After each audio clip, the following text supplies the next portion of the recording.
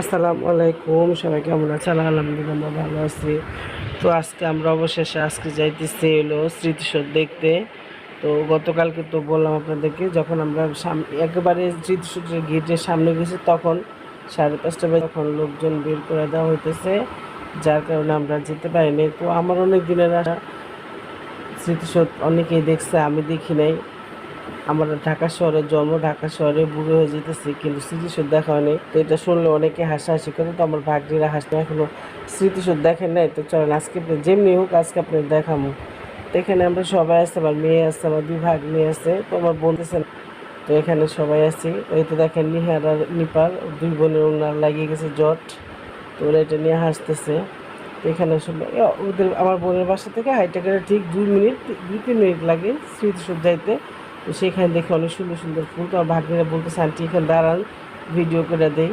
তো আমরা আবার এখানে দাঁড়াইলাম, ছবি তুললাম। আর এই গাছটা এত সুন্দর, নিচতলা থেকে একেবারে 6 তলা পর্যন্ত এই গাছটা, ফুল গাছটা বাইরে উঠছে, অনেক খুবই সুন্দর।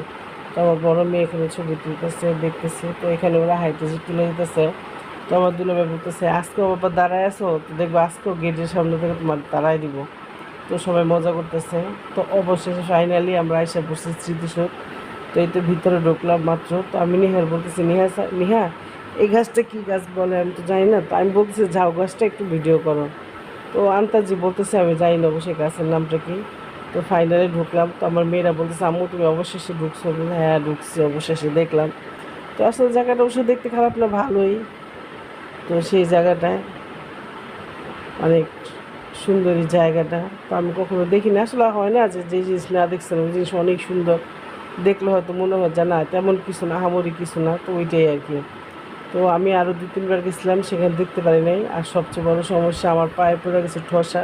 ঠসার কারণে স্যান্ডেল একবার হাতে নেই, একবার পায়ে নেই। তো এই তো আর কি।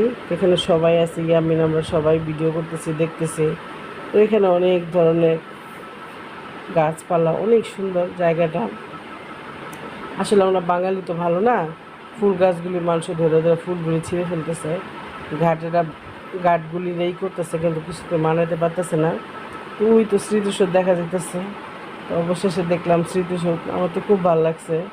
তো যাই না, যাওয়া হয় না করে। তো এই যাওয়ার কারণে, স্মৃতিসৌধ দেখার কারণে আমার বোনের বাসায় এবার নিয়ে আমি 3 বার গেলাম, কিন্তু ভিতরে ঢোকা হয় না।